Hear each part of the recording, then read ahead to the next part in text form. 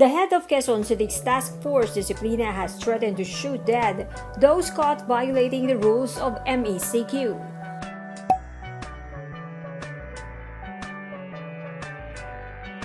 Former Quezon City Councilor Rani Ludovica has deleted the Facebook post, but a screenshot has been circulating online, enraging netizens and politicos.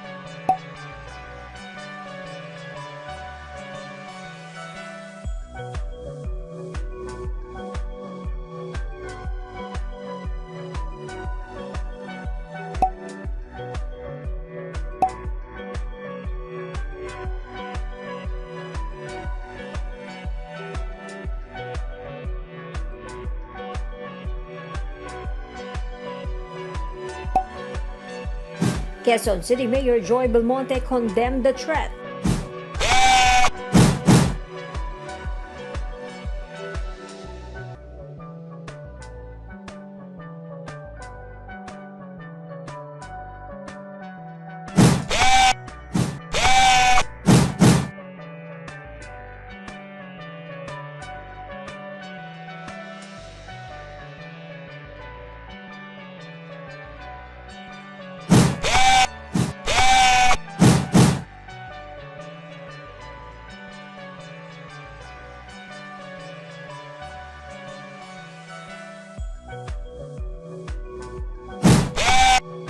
In a Facebook post, Ludovica clarified no such policy exists in Quezon City.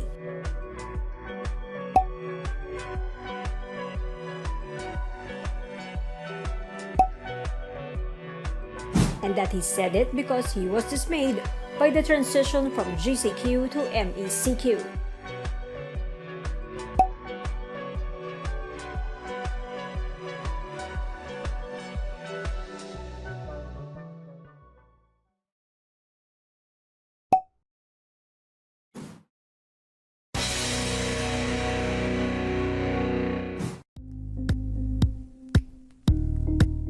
Thank you for watching Politiko TV. Please like and subscribe to our channel for more videos.